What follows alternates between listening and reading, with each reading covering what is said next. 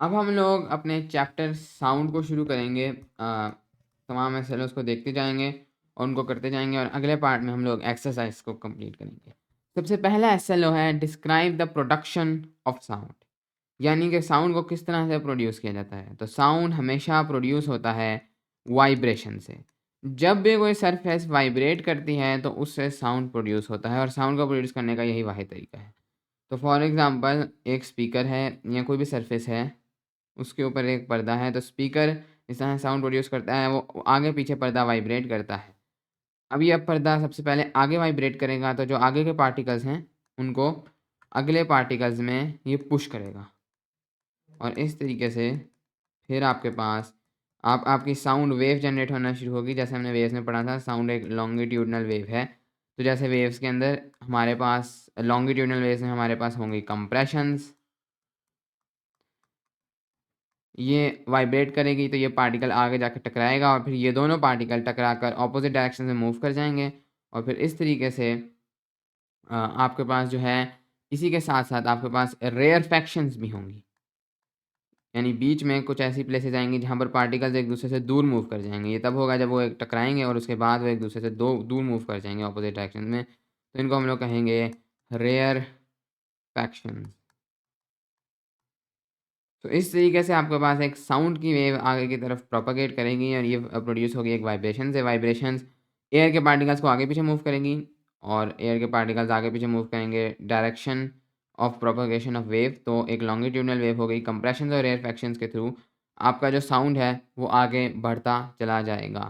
Sound को वैसे तो साउंड एक लॉन्गिट्यूडनल वेव है, लेकिन अक्सर इसको बनाया जाता है एक ट्रांसफर से। उसका रीज़न ये है, वो ट्रांसफर वेव नहीं होती, वो एक किस्म का एक ग्राफ होता है, लेकिन उसको समझना ज़्यादा आसान होता है। तो जो हिस्सा कंप्रेशन है वो आपके पास बनाया जाता है एक जो ग्राफ बनाया जाता है। अगर मैं इसको ग्राफ में कन्वर्ट करूँ तो आपके पास एक ग्राफ बनाया जाता है विद डेंसिटी, यानी इधर आपके पास डेंसिटी रखी जाएगी और इस तरफ आपके पास जो है वो विद टाइम रखा जाएगा। तो वो जो आपके पास ग्राफ बनेगा वो कुछ इस तरह का होगा, जहाँ पर आपके पास डेंसिटी सबसे हाईएस्ट है कंप्रेशंस में, उसको ऊपर वाला पार्ट दिखाया जाएगा, फिर रेयर फैक्शंस में नीचे, फिर कंप्रेशंस में ऊपर और फिर रेयर फैक्शंस में नीचे। तो इस तरह से साउंड को एक ट्रांसफर से दिखाया जाता है वो लॉन्गिट्यूडनल, लेकिन एक डेंसिटी टाइम ग्राफ दिखाया जाए जिससे आसानी है वेवलेंथ समझने में, एम्पलीट्यूड समझने में। और ये आपके पास आपकी वो होगी मीन पोजीशन। एम्पलीट्यूड समझने में तमाम चीज़ें समझने में एक ट्रांसफर वेव को समझना काफ़ी ज़्यादा आसान है। तो ये है हमारे पास हमारा पहला SLO. Now next SLO. Next SLO है describe the longitudinal nature of sound waves. यहाँ पर ऑलरेडी हम इसको तकरीबन डिस्क्राइब कर चुके हैं कि लॉन्गिट्यूडनल नेचर यानी कि साउंड वेव्स जो हैं वो लॉन्गिट्यूडनल हैं। क्यों लॉन्गिट्यूडनल हैं? क्योंकि पार्टिकल्स जो हैं वो पैरेलल हैं to the direction of propagation of wave. तो इस वजह से आपके पास जो है साउंड एक लॉन्गिट्यूडनल वेव है, जैसे हमने डायरेक्ट डिटेल में पढ़ा था पिछले चैप्टर में। Okay, next. State the approximate range of frequencies audible to humans as 20 hertz to 20,000 hertz. तो सबसे पहले हमारे पास ऑफ कोर्स साउंड वेव की अब एक फ्रीक्वेंसी होगी। हम लोग तमाम फ्रीक्वेंसीज़ की साउंड वेव्स नहीं सुन सकते, हम सिर्फ एक रेंज में सुन सकते हैं जो कि है 20 हर्ट्ज़, यानी एक ऐसी साउंड वेव जो कि 1 सेकंड में 20 साइकिल्स पूरी करेगी, टू 20,000 हर्ट्ज़, 20 के हर्ट्ज़। इधर तक की दरमियान की जो फ्रीक्वेंसीज़ हैं इनकी साउंड वेव्स हम लोग सुन सकते हैं, लेकिन इनके बाहर जो इस तरफ होगी 20 हर्ट्ज़ से कम, जिसको हम लोग इंफ्रासाउंड कहते हैं, वो हम लोग नहीं सुन सकते। और इस तरीके से जो 20 के हर्ट्ज़ से ऊपर होगी उसको हम लोग अल्ट्रासाउंड कहते हैं, वो भी हम लोग नहीं सुन सकते। अब एक चीज़ इम्पॉर्टेंट है, यहाँ पर आपको लग सकता है कि 20 के हर्ट्ज़ जितना ये फ्रीक्वेंसी बढ़ रही है शायद इसका मतलब ये है कि आवाज़ उतनी ज़्यादा ऊँची हो रही है, तो ऐसी कोई बात नहीं। फ्रीक्वेंसी का लाउडनेस से कोई ताल्लुक नहीं है साउंड का। तो जो अगर 20 हर्ट्ज़ हैं या 20 के हर्ट्ज़, इसका मतलब ये नहीं 20 के हर्ट्ज़ ज़्यादा ऊँची हैं या 20 हर्ट्ज़ थोड़ी आहिस्ता है। ये बस एक फ्रीक्वेंसी है जिसके अंदर हम लोग सुन सकते हैं। इससे कम हमारा ईयर नहीं सुन सकता और इससे ज़्यादा हमारा जो ईयर है वो नहीं सुन सकता। Okay, next. Justify why sound waves cannot travel in a vacuum, including describing experiments to demonstrate this. तो ये चीज़ जस्टिफ़ाई करें, मतलब जस्टिफ़ाई से मुराद ये है कि ये चीज़ साबित करें कि साउंड वेव्स क्यों वैक्यूम यानी जो खला है, वैक्यूम यानी एयर तो वैक्यूम नहीं है, लेकिन वैक्यूम है जो अर्थ और सूरज के दरमियान जगह है जहाँ पर कोई पार्टिकल्स नहीं होते, वहाँ पर साउंड वेव्स क्यों ट्रैवल नहीं कर सकती? सो वैक्यूम आपके पास ऐसी जगह है जहाँ पर कोई भी पार्टिकल्स नहीं है, उसमें कोई भी मैटर नहीं है। जो स्पेस है अ, अर्थ से बाहर उधर आपके पास तमाम का तमाम वैक्यूम होता है। तो वहाँ पर आपके पास साउंड वेव्स क्यों ट्रैवल नहीं कर सकती? तो इसका रीज़न बहुत ही सिंपल है, साउंड वेव्स मैकेनिकल वेव्स हैं, वो ट्रैवल ही पार्टिकल्स के थ्रू करती हैं। जैसे हमने अभी देखा था एक सरफेस वाइब्रेट करती थी, तो आगे एयर के मॉलिक्यूल्स या किसी और मैटर के, यहाँ पर कोई सॉलिड भी हो सकता है, कोई लिक्विड भी हो सकता है, लेकिन आपके पास कोई पार्टिकल्स होंगे जो कि आगे-पीछे मूव करेंगे तो उससे साउंड आगे की तरफ प्रोपेगेट होगा, साउंड वेव आगे की तरफ मूव करेगी। पार्टिकल्स तो वहीं रहेंगे लेकिन साउंड वेव आगे की तरफ मूव करेगी। लेकिन जब आपके पास कोई पार्टिकल्स नहीं है तो कुछ वाइब्रेट ही नहीं करेगा तो आपके पास साउंड आगे पहुँच ही नहीं सकता। तो इस वजह से वैक्यूम में साउंड नहीं ट्रैवल कर सकता। इसकी सबसे बड़ी एग्ज़ाम्पल ये है कि जैसे सूरज है, तो सूरज और अर्थ के दरमियान आपके पास वैक्यूम है। अब लाइट तो वैक्यूम से ट्रैवल कर सकती है क्योंकि लाइट को किसी पार्टिकल की ज़रूरत नहीं है, लेकिन साउंड वैक्यूम से ट्रैवल नहीं कर सकता, इसलिए आपको सूरज की रोशनी तो मिल जाती है, लेकिन जो सूरज के ऊपर धमाके हो रहे हैं, उनकी आवाज़ बहुत ज़्यादा ऊँची है और अगर ये वैक्यूम ना होता तो हमें वो आवाज़ लाज़मी आती, लेकिन चूँकि ये वैक्यूम है तो साउंड ट्रैवल नहीं कर सकता, इसलिए हमें सूरज के धमाकों की आवाज़ नहीं आती। इसके बाद उन्होंने कहा है including describing experiments to demonstrate this, तो इसके लिए कई एक्सपेरिमेंट्स कैरी आउट किए जा सकते हैं। एक बहुत छोटा एक्सपेरिमेंट जिसके बारे में हम सोच सकते हैं कि अगर हम लोग एक कंटेनर ले लें और इसको हर तरह से सील कर दें। सील इसलिए कर दें कि कोई एयर इसके अंदर ना जा सके। हम इसके अंदर जब वैक्यूम बनाएँगे तो बाहर से एयर अंदर ना आ जाए। तो बिल्कुल इसको सील कर दें, कहीं पर भी कोई ओपनिंग ना हो और फिर इसके अंदर हम लोग एक सुराख करके उसको भी सील टाइट करके अंदर हम लोग एक इलेक्ट्रिक बेल लटका दें।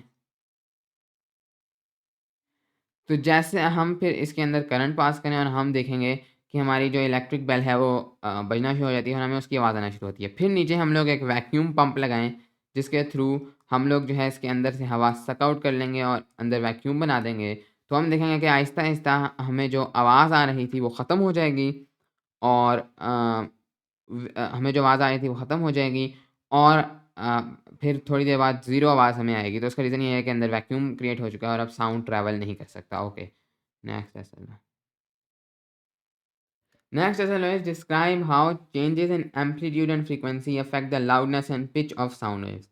ये चीज़ बयान करेंगे कैसे एम्पलीट्यूड और फ्रीक्वेंसी आपकी साउंड की लाउडनेस और पिच को अफेक्ट करते हैं।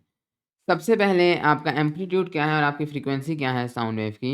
सो यहाँ पर मैं अब साउंड वेव की ट्रांसवर्स वर्जन ड्रॉ करूँगा, लेकिन आपको पता है असली में साउंड वेव्स लॉन्गिट्यूडनल है, लेकिन ये डेंसिटी टाइम ग्राफ है। तो इसके अंदर ऑफ कोर्स जो आपके पास मीन पोजीशन है, उससे जितना ऊपर आपके पास डिस्प्लेसमेंट होगी उसको हम लोग एम्पलीट्यूड कहेंगे। लॉन्गिट्यूडनल वेव में ये वही है कि एक रेयर फ्रैक्शन में जब पार्टिकल्स दूर चले गए हैं तो वो मीन पोजीशन से कितना दूर गए हैं, या कंप्रेशन में जब पार्टिकल्स करीब आ गए हैं तो वो मीन पोजीशन से कितना करीब आए हैं। So this is amplitude. So वो कह रहे हैं कि कैसे एम्पलीट्यूड और फ्रीक्वेंसी अगेन जो हार्ट्स में मेजर की जाती है, हमने ऑडिबल रेंज भी पढ़ी 20 हर्ट्ज से लेकर 20,000 हर्ट्ज, कि एक सेकंड में कितने साइकिल्स ऑफ वेव कंप्लीट होंगी। एक साइकिल ऑफ वेव है यहाँ से शुरू होकर यहाँ तक, ये एक साइकिल है वेव की। तो एक सेकंड में कितनी साइकिल्स हैं? क्या एक सेकंड में एक है तो 1 हर्ट्ज, 2 हैं तो 2 हर्ट्ज। तो ये तो एम्पलीट्यूड और फ्रीक्वेंसी है। अब सबसे पहले हमारे पास है लाउडनेस ऑफ साउंड। हमारे पास एक साउंड ऊँचा होता है और एक साउंड अ, हल्का होता है, आहिस्ता होता है। तो क्यों हमारे पास कुछ आवाज़ें जो हैं ऊँची होती हैं और कुछ आवाज़ें हल्की होती हैं? तो इसका डायरेक्ट रिलेशन है विद एम्पलीट्यूड। एम्पलीट्यूड जो है वो आपका जितना ज़्यादा होगा उतनी ही आपकी लाउडनेस भी ज़्यादा होगी। सो यहाँ पर आपके पास जो है, जितना आपके पास ये एम्पलीट्यूड बड़ा होता जाएगा, उतनी आपको आवाज़ ऊँची आएगी। फ्रीक्वेंसी का लाउडनेस के साथ कोई ताल्लुक नहीं है, अगर फ्रीक्वेंसी ज़्यादा है तो इसका मतलब ये नहीं आवाज़ ऊँची होगी। लेकिन अगर एम्पलीट्यूड ज़्यादा है, इसका मतलब ये है कि आवाज़ ऊँची होगी। लाउडनेस का एम्पलीट्यूड के साथ एक डायरेक्ट रिलेशन है विद इट्स स्क्वायर, लेकिन है डायरेक्ट रिलेशन। इसके बाद हमारे पास नेक्स्ट चीज़ है फ्रीक्वेंसी एंड पिच। अब पिच का एम्पलीट्यूड के साथ कोई ताल्लुक नहीं, एम्पलीट्यूड पिच पर कोई इफ़ेक्ट नहीं डालेगा, लेकिन पिच है क्या? लाउडनेस का तो हम सबको पता है। पिच सिर्फ़ ये है कि आप डिफरेंशिएट कर सकें बिटवीन डीप साउंड्स जिन्हें बास साउंड्स भी कहा जाता है। डीप यानी कि बहुत एक गहरी आवाज़, और फिर शार्प साउंड्स यानी कि जो चुभती हुई आवाज़ होती है, जो बहुत एक पतली आवाज़ होती है। इन दोनों में अगर आप डिफरेंशिएट कर सकते हैं तो इसका मतलब ये कि इन दोनों की पिच डिफरेंट है। डीप साउंड्स की पिच जो है वो लो होती है और शार्प साउंड्स की पिच जो है वो हाई होती है। जैसे लड़कों की जो पिच है वो लो है और लड़कियों की पिच जो है वो हाई है। तो पिच का मतलब ये है कि आवाज़ गहरी है या हल्की है। उन दोनों की लाउडनेस हो सकता है सेम हो लेकिन फिर भी एक डिफरेंस होगा पिच के अंदर। पिच का जो रिलेशन है दैट इज़ विद फ्रीक्वेंसी। जितनी ही आपके पास फ्रीक्वेंसी ज़्यादा होगी उतनी ही आपके पास पिच ज़्यादा होगी साउंड की। तो जो फ्रीक्वेंसी है जैसे हमने रेंज पढ़ी थी 20 हर्ट्ज़ टू 20 के हर्ट्ज़। 20 के हर्ट्ज़ बहुत ज़्यादा शार्प आवाज़ होगी और 20 हर्ट्ज़ बहुत ज़्यादा डीप आवाज़ होगी, बहुत ज़्यादा गहरी आवाज़ होगी।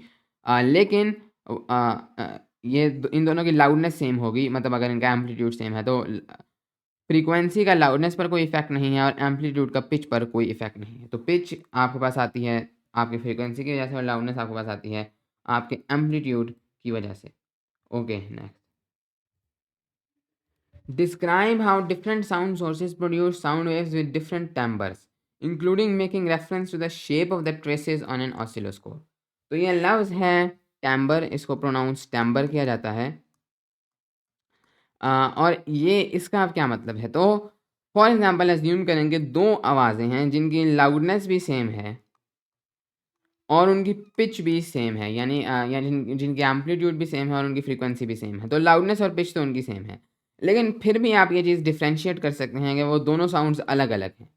जैसे अगर 2 लोग एक ही आवाज़ में, एक ही लाउडनेस से और एक ही पिच से एक बात कहते हैं, तो फिर भी उनकी आवाज़ में एक डिफ़रेंस पता चलता है। तो वो जो थर्ड क्वालिटी है जिससे आप डिफरेंशिएट कर सकते हैं उन साउंड्स को जिनकी लाउडनेस भी सेम है और उनकी पिच भी सेम है, उसको कहा जाता है टिम्bre। अब ये कहाँ से आती है? तो लाउडनेस तो थी एम्पलीट्यूड की वज़ह से, पिच तो थी फ्रीक्वेंसी की वज़ह से। जो टिम्bre है ये एक चीज़ से आती है जिसको हम लोग कहते हैं ओवरटोन्स। ये अगर म्यूज़िक है तो उसको हार्मोनिक्स भी कहा जाता है। तो बुनियादी तौर पर एक साउंड की सिर्फ़ एक फ्रीक्वेंसी नहीं होती। एक तो है उसकी फंडामेंटल फ्रीक्वेंसी, जो उसकी बुनियादी फ्रीक्वेंसी है, वो तो आपकी पिच बताएगी। वो बताएगी कि आपके साउंड की पिच क्या है, एम्पलीट्यूड आपकी लाउडनेस बताएगी। लेकिन इसी के साथ हर साउंड के साथ कुछ छोटी-छोटी और फ्रीक्वेंसीज़ भी अटैच्ड होती हैं जिन्हें ओवरटोन्स कहा जाता है। आपका जो ब्रेन है वो इन तमाम फ्रीक्वेंसीज़ को मिलाकर एक साउंड समझता है और उसकी एक फंडामेंटल फ्रीक्वेंसी बना देता है। लेकिन हर साउंड के साथ कुछ छोटी-छोटी फ्रीक्वेंसीज़ होती हैं, जो उस साउंड का टिम्bre बताती हैं। इसलिए हर सा फिर भी उन साउंड में आप कुछ डिफरेंशिएट कर सकते हैं। टिम्bre को क्वालिटी ऑफ साउंड भी कहा जाता है। तो टिम्bre वो प्रॉपर्टी है जिससे आप उन साउंड्स के दरमियान डिफरेंशिएट कर सकते हैं। इनकी लाउडनेस भी सेम है और उनकी पिच भी सेम है। तो जो डिफरेंट साउंड की सोर्सेज़ हैं, वो डिफरेंट टिम्ब्रेस के साथ आपके पास जो है आपके साउंड वेव्स बनाएँगी। इसके बाद उन्होंने ज़िक्र किया है ऑसिलोस्कोप का। तो यहाँ पर ऑसिलोस्कोप एक ऐसी डिवाइस है जिसके अंदर अगर आपको साउंड दें तो वो आपको उसकी ट्रांसवर्स वेव बना देगा कि वो साउंड नज़र कैसे आता है। सो ऑसिलोस्कोप का यही काम है। अगर आप ऑसिलोस्कोप में एक बहुत प्योर साउंड डालें जिसकी सिर्फ़ एक फ्रीक्वेंसी है, जैसे टर्निंग फॉर्क का साउंड ट्यूनिंग फॉर्क। ये इस तरह की एक चीज़ होती है जिसको आप वाइब्रेट करते हैं। जब आप इसको वाइब्रेट करते हैं तो इसका साउंड बहुत ही प्योर है, इसकी सिर्फ़ एक ही फ्रीक्वेंसी है। तो ऑसिलोस्कोप पर ये कुछ इस तरह का नज़र आएगा। एक एक बिल्कुल साइन वेव, एक बिल्कुल सिमेट्रिक वेव आपके पास नज़र आएगी ट्यूनिंग फॉर्क की। इसके बाद लेकिन जो आपके पास आम दुनिया में आवाज़ें हैं ट्यूनिंग फॉर्क के अलावा उन सब में उन सब की जो वेव फॉर्म है वो काफ़ी कॉम्प्लेक्स है। फॉर एग्ज़ाम्पल अगर आपके पास वायलिन या किसी गिटार की फ्रीक्वेंसी है, सो उसकी जो वेव फॉर्म है वो कुछ आपको इस तरह से नज़र आएगी। यानी कि एक बिल्कुल चेंजिंग बहुत ही कॉम्प्लेक्स उसके अंदर डिफरेंट फ्रीक्वेंसीज़ होंगी उस तरह की नज़र आएगी। अगर वो फ्रीक्वेंसीज़ अपने आप को रिपीट कर रही हों, तो वो म्यूज़िक बन जाएगा और अगर वो अपने आप को रिपीट ना कर रही हों, तो फिर वो नॉइज़ बन जाएगा। Okay, next. Describe an echo as the reflection of sound waves. तो अब हमने एको के बारे में बात करनी है। एको बहुत ही सिंपल है। अ, जब भी साउंड जो है वो अगेन एक वेव है और वेव जो है वो रिफ्लेक्ट करती हैं। सो आपके पास कोई भी साउंड वेव जो है वो किसी भी जगह पर से किसी भी सरफेस पर आएगी तो वो रिफ्लेक्ट करेगी। तो इधर आपके पास एक साउंड वेव आ रही थी, ये उसका वेव फ्रंट है, तो वो आपके पास रिफ्लेक्ट कर जाएगी। इसको हम लोग कहेंगे एको। अब ये तो रिफ्लेक्शन ऑफ साउंड वेव्स है, लेकिन एको की एक ख़ासियत ये है कि इसके लिए आपके पास एक मिनिमम डिस्टेंस होना चाहिए। आपका जो कान है, वो अगर 2 साउंड्स आ रहे हैं, तो उनमें से तभी डिफरेंशिएट कर सकता है, उनको अलग-अलग सुन सकता है, अगर उनके दोनों के दरमियान एक 0.1 सेकंड्स का पॉज़ है। यानी अगर आपके पास 1 सेकंड एक साउंड आया ए और दूसरा साउंड बी, वो 0.1 सेकंड यानी 1 सेकंड के 10वें हिस्से से भी पहले दोबारा आ गया। यानी हमने ए सुना, लेकिन फिर बस थोड़ी-सी देर बाद 0.1 सेकंड से भी पहले आपके पास एक बी साउंड आ गया। तो ब्रेन को लगेगा कि ये दोनों साउंड मिक्स्ड हैं, वो इन दोनों को मिक्स करके आपको सुना देगा। अगर उन दोनों के दरमियान एक 0.1 सेकंड्स का गैप है, तो तभी आपको ये समझ आएगी कि अच्छा ये 2 अलग-अलग साउंड्स हैं। सो अगर इको पॉसिबल करनी है, तो उसके अंदर 2 साउंड्स के अंदर तकरीबन 0.1 सेकंड्स का एक गैप होना चाहिए और फिर एक मिनिमम डिस्टेंस होना चाहिए उस जगह से जहाँ पर से ये साउंड जो है वो बाउंस बैक कर रहा है।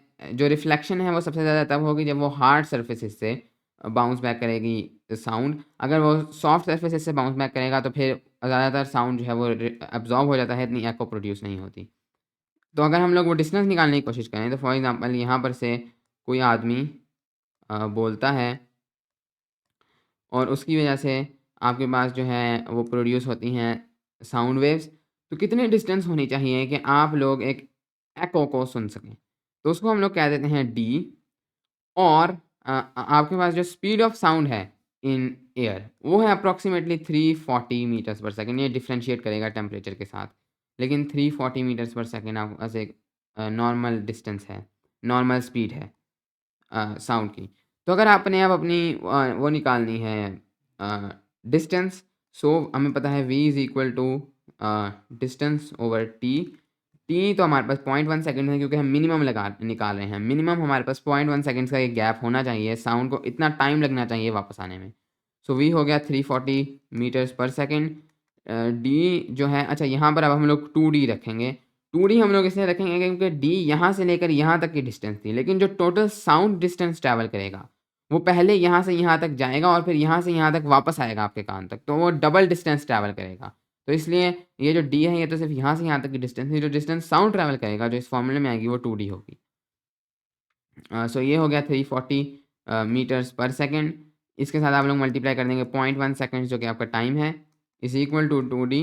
तो 2d ये आपके पास आ जाएगा तकरीबन 340 मल्टीप्लाइड बाय 0.134 मीटर्स, और अगर आप डिस्टेंस निकालें तो दैट इज़ 17 मीटर्स। तो कम से कम आपके और उस ऑब्जेक्ट के दरमियान जहाँ से ये चीज़ रिफ्लेक्ट कर रही है 17 मीटर्स की डिस्टेंस होनी चाहिए, तब जाकर आपको एक एको सुनाई देगी, एक ठीक एको सुनाई देगी। अगर ये 17 मीटर्स की डिस्टेंस नहीं है और एक हार्ड सरफेस है सामने, तो आपको रिवर्बरेशन सुनाई देगी।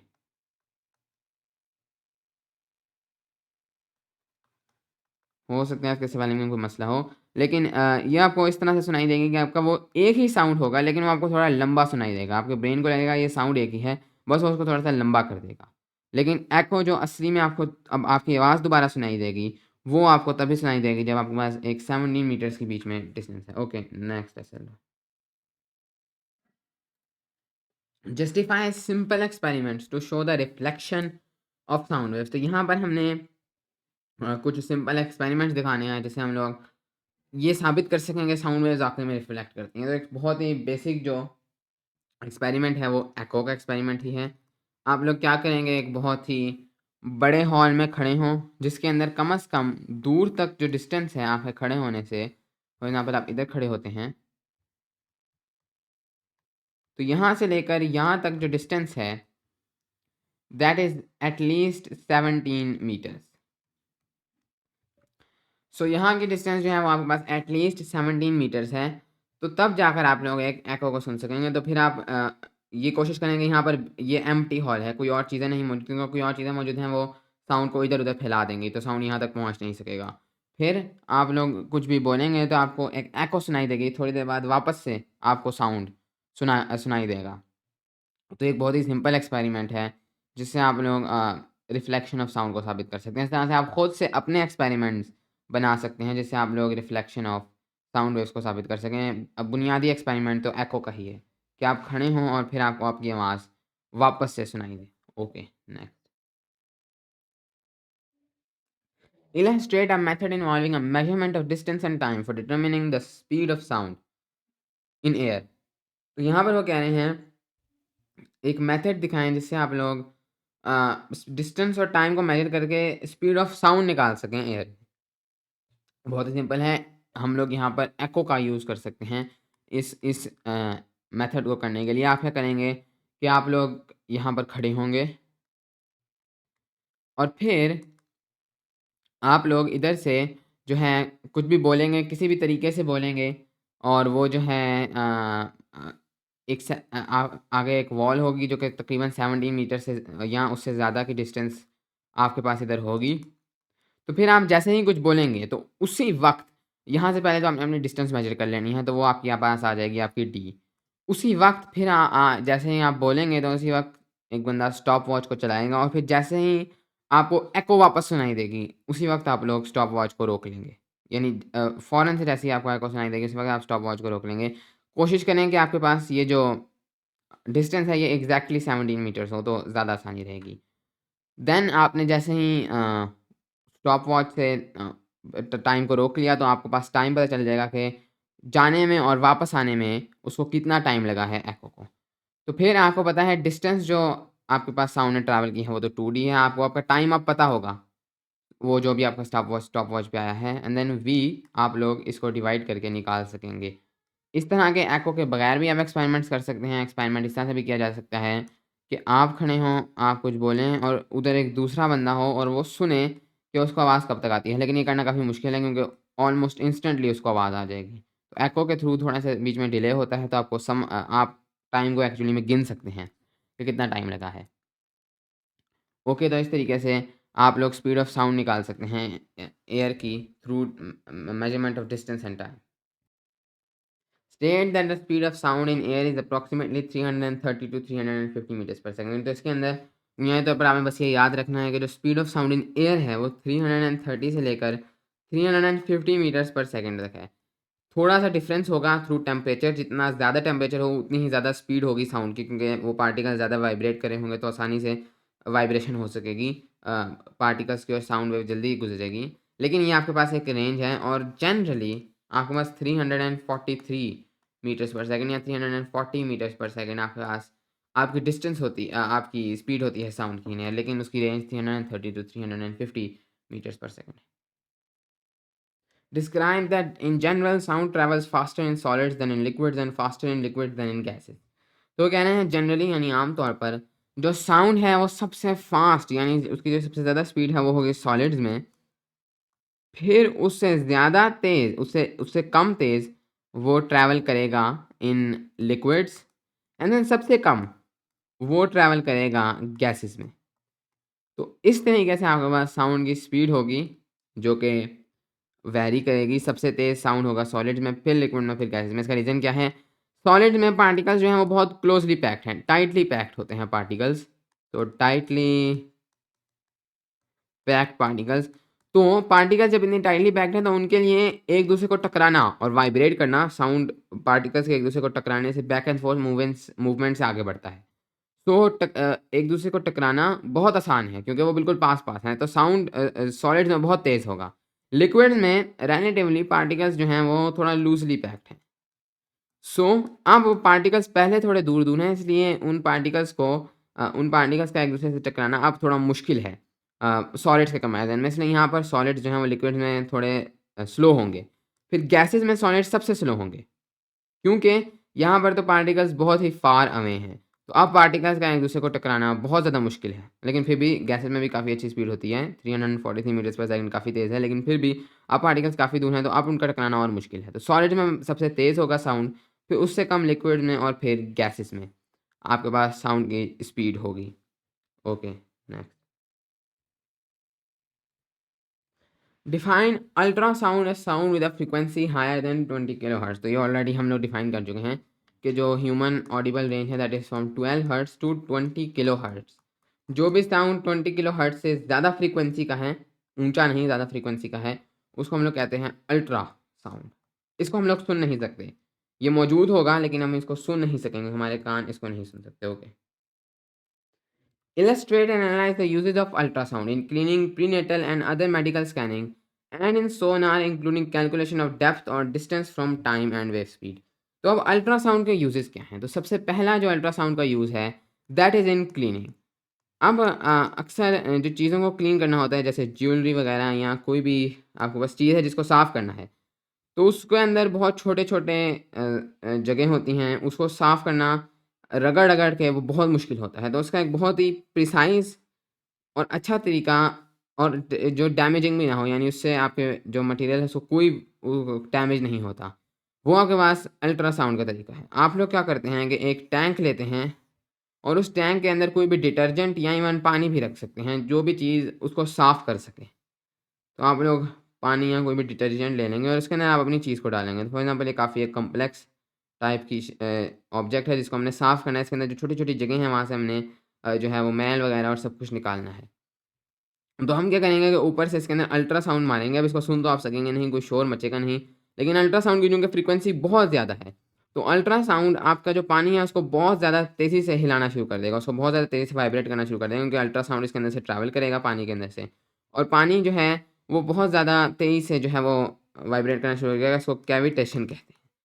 अब चूँकि वो इतनी तेज़ी से वाइब्रेट करेगा तो ये ऐसे ही है जैसे पानी को इसके ऊपर से गुज़ारा जा रहा है लेकिन अब हिला-हिला के गुज़ारा जा रहा है। तो वो ऑटोमैटिकली वो जो अंदर छोटी-छोटी जगह हैं, वहाँ पर से तमाम अच्छी तरीके से क्लीनिंग हो सकती है और तमाम जो है वो प्रिसाइज़ तरीके से आपके पास क्लीनिंग हो सकती है। तो ये एक अल्ट्रासाउंड का बहुत ही फ़ायदेमंद यूज़ है। नेक्स्ट है आपके पास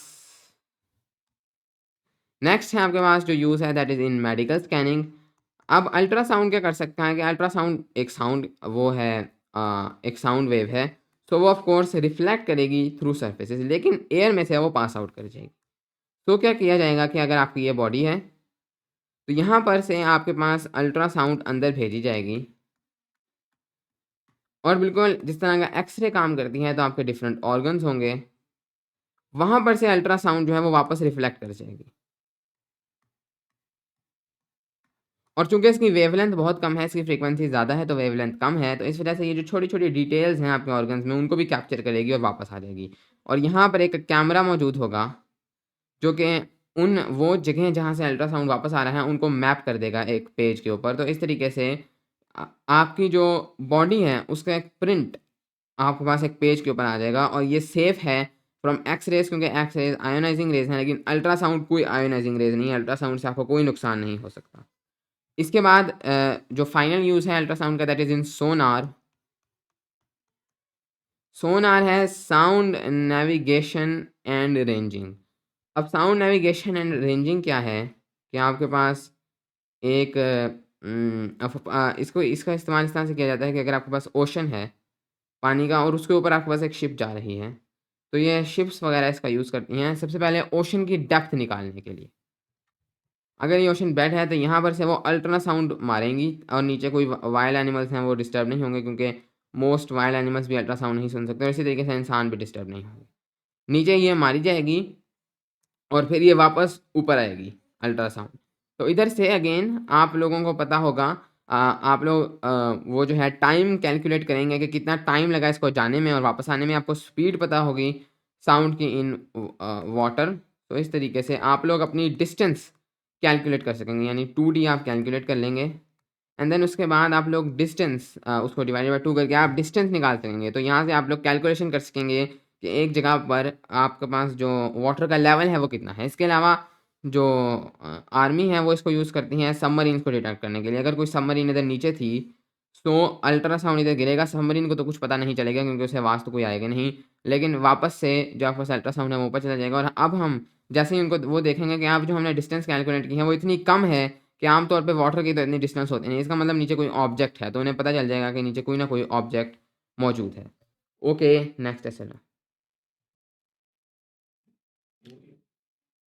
Illustrate the use of infrasound EG by elephants in communication and in study of seismic activity। Infrasound जैसे हमने पढ़ा था वो साउंड है जो 20 हर्ट्ज से कम फ्रीक्वेंसी का है, उससे आहिस्ता नहीं लेकिन उससे कम फ्रीक्वेंसी का है, that is called infrasound. Ultrasound जो 20K हर्ट्ज से ज़्यादा फ्रीक्वेंसी का है, ये आपके पास रेंज है जो आप सुन सकते हैं। इंफ्रासाउंड भी अगेन आप नहीं सुन सकते अल्ट्रासाउंड की तरह का, लेकिन इंफ्रासाउंड की वेवलेंथ काफ़ी ज़्यादा होगी इसलिए उसको स्कैनिंग वगैरह में या क्लीनिंग में इस्तेमाल नहीं किया जाता। क्योंकि उसकी वेवलेंथ इतनी बड़ी है कि वो जो छोटी-छोटी डिटेल्स हैं, उन तक पहुँच ही नहीं सकती। सबसे पहले इसका यूज़ क्या है, तो जो आपके पास जानवर हैं, वो इसका यूज़ करते हैं कम्युनिकेशन में। आप एलिफेंट्स जो हैं, वो अक्सर जब भी वो कोई चीज़ देखते हैं या कोई पानी की उन्हें मतलब फॉर एग्ज़ाम्पल उनको कोई भी चीज़ नज़र आई है और वो बाकी तमाम हर्ड को उसके बारे में बताना चाहते हैं, तो वो इंफ्रासाउंड का यूज़ करते हैं, वो इंफ्रासाउंड से चिल्लाते हैं। हमें वो आवाज़ नहीं आती, लेकिन वो काफ़ी किलोमीटर दूर दूसरे हाथियों को आ जाती है। हाथी इंफ्रासाउंड सुन सकते हैं, इंसान नहीं सुन सकते। तो हाथियों को वो आवाज़ आ जाती है और हाथी इस तरह से कम्युनिकेट करते हैं, हमें वो आवाज़ नहीं आती। और इसी के अलावा स्टडी ऑफ सीज़्मिक एक्टिविटी, जब भी ज़लज़ला आता है या कोई वोल्केनो होता है, तो उससे कुछ देर पहले, कोई 3-4 घंटे पहले या इवन 1 दिन 2 पहले, वो उस जगह से इंफ्रासाउंड जो है वो अर्थ की तरफ आता है। यानी कि नीचे से अगर आपके पास ये सरफेस है, इधर अर्थक्वेक आने लगा है, तो इधर से इंफ्रासाउंड आपके पास ऊपर आएगा जहाँ पर आप खड़े हैं, तो उधर वो आप उसको सुन तो नहीं सकेंगे, लेकिन अगर आपके पास ऐसे डिटेक्शन सिस्टम्स हैं जिनसे आप इंफ्रासाउंड को डिटेक्ट कर सकते हैं, तो साइंसदानों को पता चल जाएगा कि नीचे कहीं पर अर्थक्वेक आने लगा है या वहाँ से कोई वोल्केनिक इरप्शन होने लगी है, तो आपको अर्ली डिटेक्शन सिस्टम्स हो सकते हैं, आपको पहले से पता चल सकता है कि कोई अर्थक्वेक आने वाला है। Okay, next question. Analyse the effects of noise pollution on the environment. तो नॉइज़ पोल्यूशन सबसे पहले है क्या? नॉइज़ पोल्यूशन सिर्फ़ ये है कि आप एक ऐसी जगह पे रहते हैं या आप एक ऐसी जगह पर हैं जहाँ पर बहुत ज़्यादा शोर मौजूद है, तो इसको हम लोग एक पोल्यूशन कहते हैं, नॉइज़ पोल्यूशन। और ये शोर मोस्ट कॉमनली इंसानों की वजह से होता है। कोई इंडस्ट्रीज़ हैं, कोई ट्रैफ़िक है या कहीं पर भी शोर बहुत ज़्यादा है, तो उसको नॉइज़ पोल्यूशन कहा जाता है। इसके बहुत ज़्यादा जो है वो हार्मफुल इफ़ेक्ट्स हैं। सबसे पहला जो इंसानों से भी ज़्यादा इसका इफ़ेक्ट है, वो इसका वाइल्ड लाइफ़ और एनिमल्स पर इसका इफ़ेक्ट है। सो वाइल्ड लाइफ़ में जो एनिमल्स हैं वो कम्युनिकेट करते हैं विद साउंड, इंफ्रासाउंड के थ्रू या अल्ट्रासाउंड के थ्रू। तो जब उनके जब नॉइज़ पोल्यूशन होती है, तो वो बहुत ज़्यादा डिस्ट्रैक्ट हो जाते हैं, उन्हें कुछ समझ नहीं आती क्योंकि इर्द-गिर्द का शोर बहुत ज़्यादा होता है, तो वाइल्ड लाइफ़ इससे बहुत ज़्यादा मुतासिर होती है। इसके बाद प्लांट्स, प्लांट्स इससे डायरेक्टली मुतासिर नहीं होते, इनडायरेक्टली इस तरह मुतासिर होते हैं कि प्लांट्स को चलने के लिए पॉलिनेशन की ज़रूरत है और पॉलिनेशन मोस्ट कॉमनली जो है वो जानवर, इंसेक्ट्स वगैरह करते हैं। लेकिन जहाँ पर शोर बहुत ज़्यादा होगा, वहाँ से जानवर जो हैं, वो दूर चले जाते हैं क्योंकि उनसे शोर में नहीं रहा जाता। तो इस वजह से प्लांट्स जिस एरिया में शोर बहुत ज़्यादा होगा, उधर आहिस्ता-आहिस्ता प्लांट्स जो हैं, वो मरना शुरू हो जाएँगे। इसके बाद आपके पास जो थर्ड इफ़ेक्ट इसका होगा वो इकोसिस्टम्स पर होगा। तो फॉर एग्ज़ाम्पल आपके पास कोई दरिया था जहाँ पर बहुत ज़्यादा मछलियाँ थीं, लेकिन वहाँ पर बहुत ज़्यादा नॉइज़ पोल्यूशन हो गया, तो वहाँ से मछलियाँ डर कर वहाँ से दूर भाग जाएँगी। अब वहाँ पर का जो पूरा इकोसिस्टम था वो इस वजह से हिल जाएगा, क्योंकि उन मछलियों को जो जानवर खाते थे, वो जानवर उसकी वजह से ज़िंदा थे। अब मछलियाँ नहीं बचेंगी तो वो जानवर भी मरना शुरू हो जाएँगे। तो नॉइज़ पोल्यूशन की वजह से पूरा इकोसिस्टम हिल जाएगा एंड देन उसका इंसानों पर भी इम्पैक्ट होता है। और वो यही है कि अगर बहुत ज़्यादा शोर है तो ना आप फ़ोकस कर सकते हैं, आपके कान जो हैं वो आहिस्ता-आहिस्ता अपनी हियरिंग की एबिलिटी लूज़ कर सकते हैं, आप परमानेंटली बहरे भी हो सकते हैं। इसके अलावा स्ट्रेस पैदा हो सकता है, आपकी मेंटल हेल्थ जो है वो ख़राब हो सकती है। तो नॉइज़ पोल्यूशन के कई सारे हार्मफुल इफ़ेक्ट्स हैं और नॉइज़ पोल्यूशन से मुराद सिर्फ़ ये है कि बहुत ज़्यादा शोर है और इसके रीज़न्स इंडस्ट्रीज़, ट्रैफ़िक, एरोप्लेन्स, ये सब चीज़ें जो हैं इनकी वजह से नॉइज़ पोल्यूशन बहुत ज़्यादा बढ़ चुकी है। ओके, नेक्स्ट क्वेश्चन है। Justify the importance of acoustic protection. तो जैसे हम अभी बात कर रहे थे नॉइज़ पोल्यूशन के ऊपर, तो अब ज़रूरी है कि अकाउस्टिक प्रोटेक्शन हो, यानी हम लोग साउंड से जो बहुत ज़्यादा नॉइज़ है उससे अपने आप को प्रोटेक्ट रख सकें। अपने घरों में ऐसी चीज़ें इंस्टॉल करें जिससे हमें बहुत ज़्यादा नॉइज़ हर वक़्त ना मिले और इसके थ्रू हम लोग अपनी हेल्थ का ख़्याल रख सकें। इसको हम लोग अकाउस्टिक प्रोटेक्शन कहते हैं। तो इसकी इम्पोर्टेंस यही है कि जो नॉइज़ पोल्यूशन है उससे कई सारे हार्मफुल इफ़ेक्ट्स हैं ह्यूमन्स के ऊपर भी। ह्यूमन्स की मेंटल हेल्थ ख़राब हो सकती है।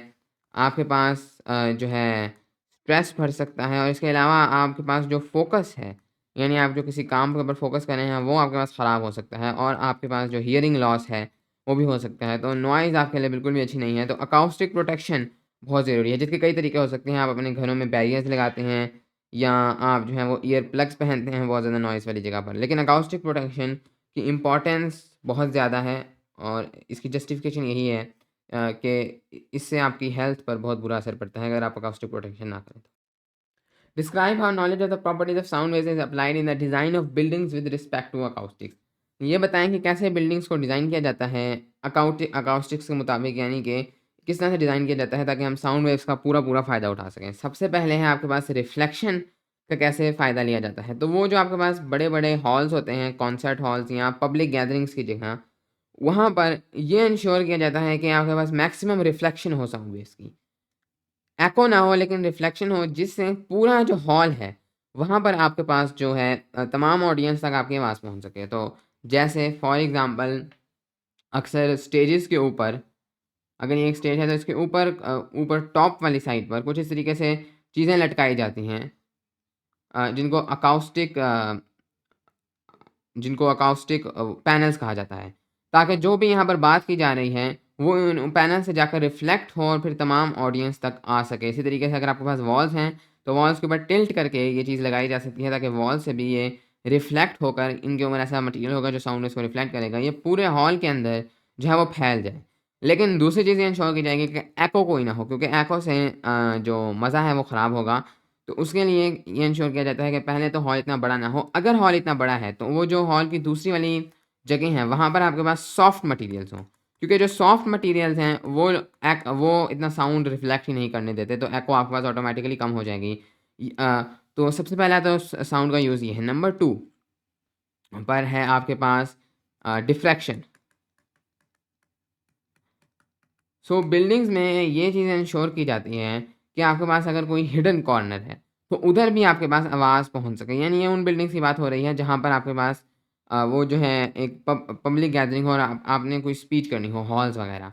तो उधर आपके पास कॉर्नर्स को इस तरह से बनाया जाता है कि आपके पास साउंड उन ऑब्स्टिकल्स के थ्रू मैक्सिममली जो है वो डिफ्रैक्ट कर सके और तमाम ऑडियंस के पास पहुँचे। और इसके साथ-साथ चूँकि आपके पास जो है एक हॉल के अंदर जो आवाज़ है, आप ये चाहेंगे कि वो आवाज़ उस हॉल से बाहर ना जाए, ताकि बाहर के लोग परेशान ना हों। तो उसके लिए आप साउंड प्रूफिंग करते हैं, क्योंकि दरवाज़ों से डिफ्लेक्शन बहुत ज़्यादा हो सकती है और ख़ास तौर पे अगर बास साउंड्स हैं, डीप साउंड्स हैं, जिनकी फ्रीक्वेंसी बहुत कम है, उनकी वेवलेंथ ज़्यादा है, तो उनकी डिफ्लेक्शन ऑटोमैटिकली ज़्यादा हो जाएँगी। तो इस तरीके से आपके जो दरवाज़े हैं, उनको भी सील किया जाता है। आपके जो हैं डिफरेंट ओपनिंग्स को सील किया जाता है, ताकि डिफ्लेक्शन सबसे मिनिमम हो और साउंड जो है वो बाहर की तरफ ना जा पाए। सो इस तरीके से इसके अलावा ये भी इंश्योर किया जाता है कि जो बाहर की नॉइज़ है वो भी अंदर ना आ सके, ताकि अंदर जो है वो कोई वो ना हो, परेशानी ना हो। इसके लिए भी दरवाज़ों को सील किया जा सकता है और भी बहुत सारे स्टेप्स उठाए जा सकते हैं। इसके अलावा इंश्योर किया जाता है कि साउंड की डिफ्यूज़न हो। अब डिफ्यूज़न क्या है कि आपके पास वो जो है जो साउंड है वो फैले, इधर-उधर स्कैटर हो और साउंड को डिफ्यूज़ इस तरह से किया जाता है कि फॉर एग्ज़ाम्पल अगर आपके पास एक वॉल है, तो उस वॉल को प्लेन बनाने के बजाय उसके ऊपर अक्सर वुड के छोटे-छोटे से जैगेड जो हैं वो चीज़ें बना दी जाती हैं। इससे साउंड इन जगहों हर तरफ बिखर जाता है, इससे एको भी रिड्यूस होती है और पूरे हॉल में जो साउंड है वो गूंजती है। सिर्फ़ एक जगह पर गूंजे और दूसरी जगह पर ना गूंजे, ऐसा नहीं होता। तो इस तरीके से अकाउस्टिक्स का यूज़ करके प्रॉपर्टीज़ ऑफ साउंड के नॉलेज को अप्लाई किया जाता है और आपकी बिल्डिंग्स को जो है वो अच्छा बनाया जाता है। Explain the use of soft materials to reduce echo sounding या echo sounding such as in classroom studies and other public gathering buildings। हाँ, तो ये हमने ऑलरेडी डिस्कस कर लिया है कि सॉफ्ट मटेरियल्स का यूज़ करके एको को कम किया जाता है, क्योंकि सॉफ्ट मटेरियल्स साउंड की वेव्स को उस तरह रिफ्लेक्ट नहीं करते हैं, वो मोस्ट साउंड की वेव्स को अब्सॉर्ब कर लेते हैं। तो इस तरीके से क्लासरूम्स में या फिर पब्लिक गैदरिंग्स में, बिल्डिंग्स में जो है आपके पास सॉफ्ट मटेरियल्स यूज़ किए जाते हैं वॉल्स के ऊपर, ताकि आपके पास एको रिड्यूस की जा सके। एक और तरीका ये होता है एको रिड्यूस करने का कि आपके पास जो वॉल्स हैं उनको पैरेलल ना बनाया जाए, एक वॉल को थोड़ा-सा टिल्ट कर दिया जाए और इससे क्या होता है कि आपके पास एको अगर हो भी तो वो विद टाइम अपनी एनर्जी लूज़ कर देगी। अगर आपके पास इधर से साउंड आया था, तो वो रिफ्लेक्ट इस तरह से करेगा। सो अक्सर औक़ात ये होता है कि साउंड इधर से वापस इसी तरह रिफ्लेक्ट कर जाए और वापस, तो इस तरीके से एको रिपीट होती रहती है। तो उसको अब बचाने के लिए आपके पास इस तरह से पैरेलल वॉल्स नहीं बल्कि हल्की सी टिल्टेड वॉल्स बनाई जाती हैं। Okay next. Explain with examples how sound can reflect, refract and diffract. तो वेव्स की 3 प्रॉपर्टीज़ थी, रिफ्लेक्शन, रिफ्रैक्शन और डिफ्रैक्शन।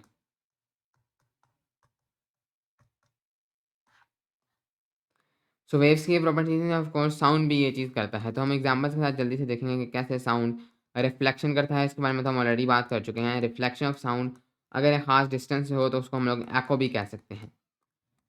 तो रिफ्लेक्शन की एग्ज़ाम्पल एक बहुत अच्छी एग्ज़ाम्पल एको है। यानी रिफ्लेक्शन तो हर वक़्त होती है, लेकिन एको सिर्फ़ तब है जब एक डिस्टेंस हो 17 मीटर्स की। लेकिन एकोस की एक बहुत अच्छी एग्जांपल है हमारे पास साउंड जब भी एक हार्ड सरफेस को टकराएगा, तो साउंड के जो वेव फ्रंट है अगर इस तरह से है, सो वो वापस जो है वो रिफ्लेक्ट करेगा और यहाँ पर एंगल ऑफ इंसिडेंस और एंगल ऑफ रिफ्लेक्शन इक्वल होगा, लेकिन आपके पास साउंड रिफ्लेक्ट करेगा और उसकी एक बहुत अच्छी एग्जांपल एको है। इसके बाद है आपके पास रिफ्रैक्शन ऑफ साउंड। साउंड जब एक जगह से दूसरी जगह पर एंटर करता है, तो वो बेंड कर जाता है। इसकी एक एग्जांपल ये है कि फॉर एग्जांपल अगर आप लोग एक कमरे में हैं, उस कमरे का अगर आप दरवाज़ा बंद कर देते हैं, तो वो जो बाहर से आवाज़ आ रही थी वो कम हो जाती है, क्योंकि अब जो साउंड है मैक्सिमम साउंड को इस दरवाजे से गुज़र कर आना है, तो इसकी बाउंड्री पर साउंड रिफ्रैक्ट करता है, जिसकी वजह से जो साउंड एनर्जी है वो अपनी कुछ एनर्जी को लूज़ कर देता है। तो उसकी वजह से आपको जो साउंड है उसका एम्पलीट्यूड कम हो जाता है और आपको उसकी आवाज़ जो है वो कम आती है थ्रू रिफ्रैक्शन। सो रिफ्लेक्शन की एक गुड एग्जांपल ये है। इसकी एक और एग्जांपल ये है कि जैसे अगर आप लोग मॉर्निंग में देखें या नाइट्स में, तो मॉर्निंग और नाइट्स में तो आपको जो दूर की आवाज़ें हैं वो बहुत अच्छी सुनाई देती हैं, लेकिन जो दिन है या दोपहर है उस वक्त आपको दूर की आवाज़ें आती ही नहीं हैं। उसका रीज़न ये है कि फॉर एग्जांपल अगर ये ग्राउंड है, तो रात के वक्त नीचे कोल्ड एयर मौजूद है और ऊपर वार्म एयर है, और इसी तरह मॉर्निंग सुबह-सुबह भी नीचे कोल्ड है और ऊपर वार्म है। तो अगर यहाँ से कोई जो है वो साउंड ओरिजिनेट होता है, ये उन दोनों के दरमियान एक बाउंड्री है, इनविजिबल बाउंड्री। अगर इधर से कोई साउंड ओरिजिनेट होता है, तो पहले उसका वेव फ्रंट जा रहा था इस तरह, जैसे ही वो इधर पहुँचेगा तो वो रिफ्रैक्ट करेगा। अब वार्म एयर में साउंड और ज़्यादा तेज़ होता है, क्योंकि टेम्परेचर बढ़ चुका है, तो पार्टिकल और तेज़ से मूव करेंगे, तो वो नॉर्मल से अवे बेंड कर जाएगा, वो वापस से कुछ इस तरह से बेंड हो जाएगा, और जो यहाँ पर इंसान खड़ा है उसको वहाँ पर उसको ये वाली आवाज़ जो है वो सुनाई देगी कि वहाँ पर से क्या आवाज़ आ रही है। लेकिन अगर इसी का उलट हो, जो कि दिन में होता है या बाकी नाइट और मॉर्निंग के अलावा होता है, तो ऊपर कोल्ड होती है और नीचे वार्म एयर होती है। सो अब जब यहाँ पर से साउंड प्रोड्यूस होता है, तो जब वो इस बाउंड्री पर पहुँचता है, तो वो नॉर्मल की तरफ बेंड कर जाता है, यानी कि वो और इस तरह हो जाता है। तो अब तो जो यहाँ पर बंदा खड़ा है वो कभी भी जो साउंड है उसको नहीं सुन सकेगा, जो मर्ज़ी कर ले। तो इस तरीके से मॉर्निंग और नाइट में आप लोग दूर से सब आवाज़ जो है वो अच्छे तरीके से सुन सकते हैं, लेकिन दिन में आप लोग उतने अच्छे तरीके से नहीं सुन सकते थ्रू रिफ्रैक्शन। देन फाइनली है आपके पास डिफ्रैक्शन। अब डिफ्रैक्शन की एक जो बहुत ही अच्छी एग्ज़ाम्पल है, वो है आपके पास अगर मैं इधर दिखाऊँ, तो सबसे पहले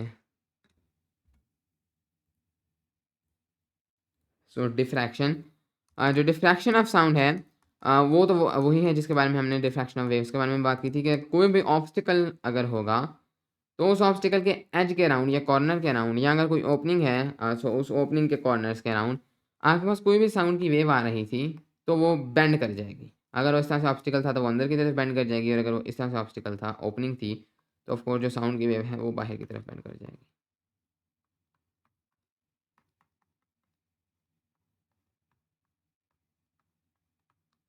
तो इस प्रोसेस को हम लोग डिफ्रैक्शन कहते हैं। अब इसके एग्ज़ाम्पल्स क्या हैं? इसके एग्ज़ाम्पल ये हैं कि फॉर एग्ज़ाम्पल आप लोग एक ऐसी जगह पर खड़े हुए हैं जहाँ पर कोई बंदे बोल रहे हैं, लेकिन आप उनको उनको उन बंदों को आप देख नहीं सकते, लेकिन उनकी आवाज़ आ रही है। तो वो थ्रू डिफ्रैक्शन है। आप एक कॉर्नर के अराउंड खड़े हैं, इधर कोई बातें कर रहा है और आप इधर खड़े हैं। आप उसको देख नहीं सकते, लेकिन आपको उसकी आवाज़ आएगी, क्योंकि यहाँ पर से इस कॉर्नर के थ्रू जो साउंड है वो डिफ्रैक्ट कर जाएगा और आप तक पहुँचेगा। इसका एक और एग्ज़ाम्पल है दरवाज़ा। अगर आपने दरवाज़ा बंद भी किया हुआ है, तो भी आपको नीचे से आवाज़ें आएँगी, और अगर वो दरवाज़े का नीचे वाली जगह जो है वो सील्ड नहीं है, तो और ऊँची आवाज़ें आएँगी, क्योंकि साउंड नीचे से डिफ्रैक्ट करके अंदर आ जाएगा। तो ये डिफ्रैक्शन के कुछ एग्ज़ाम्पल्स हैं, लेकिन इसका मतलब सिर्फ़ ये है कि साउंड जो है वो कॉर्नर्स के थ्रू या ओपनिंग्स के थ्रू जो है वो डिफ्रैक्ट करेगा, बेंड करेगा। ओके, इसके साथ ही हमारे तमाम एसएलओज़ कंप्लीट हो गए। Thank you.